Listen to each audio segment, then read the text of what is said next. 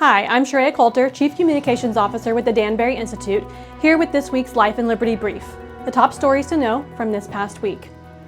We begin with a story of major importance and implication. This week, a jury in an overwhelmingly Democrat area in New York found former President Donald Trump guilty on 34 felony counts. This decision has been called a grave miscarriage of justice, a sham, a rigged result, and a dark day for the nation by even the most cautious Americans. What a demonstrably unfair trial of one's political enemies means for our nation is that you now can be concerned about being arrested, convicted, and imprisoned just for holding the wrong political opinions. And that is every bit the reality in third world countries where justice and liberty have vanished. If our country continues on this course and no massive about-face is made, the future of America is in great jeopardy. One of those third world countries where violence and chaos has become the norm is Haiti, where this past week, two young missionaries, husband and wife, Davy and Natalie Lloyd, were killed by armed gang members. Haiti has been plagued by gang violence overtaking the country, fueled by arms smuggling, poverty, and a lack of stable government. Natalie Lloyd was the daughter of Missouri State Representative Ben Baker. On the abortion front, we look to Louisiana, where the Washington Stand reports that the state is blazing a trail to classify the abortion pill as a controlled substance. This week, Governor Jeff Landry signed legislation to criminalize obtaining mifepristone without a legitimate prescription.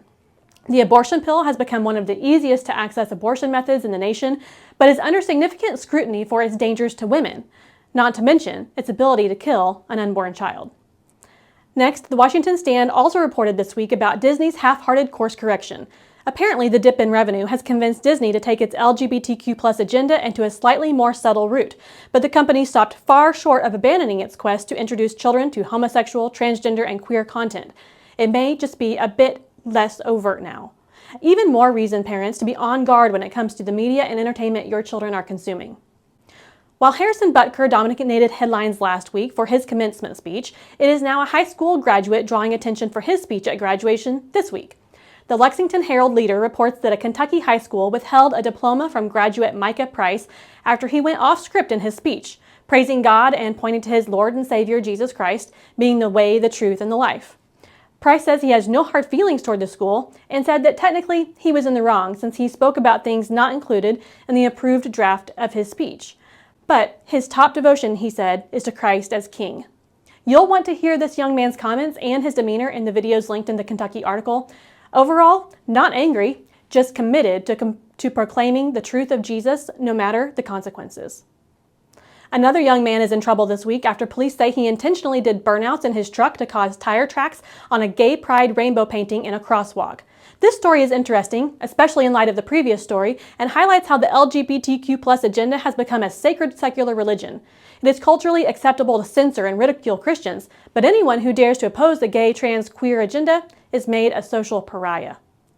Finally, Family Research Council Action shared an important warning this week on something we have been tracking closely from the Danbury Institute as well.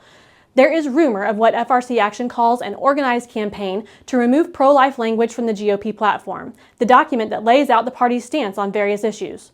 This would be a massive misfire and a detriment to so much progress that has been made in championing the sanctity of life. We encourage you to click through to this alert from FRC Action and see more about this threat to pro-life language and how you can respond.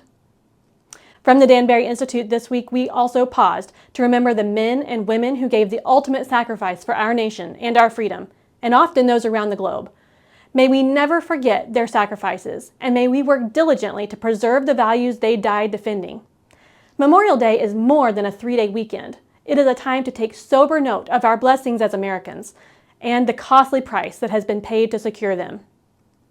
Thanks for watching. We'll see you next week with another edition of the Life and Liberty Brief.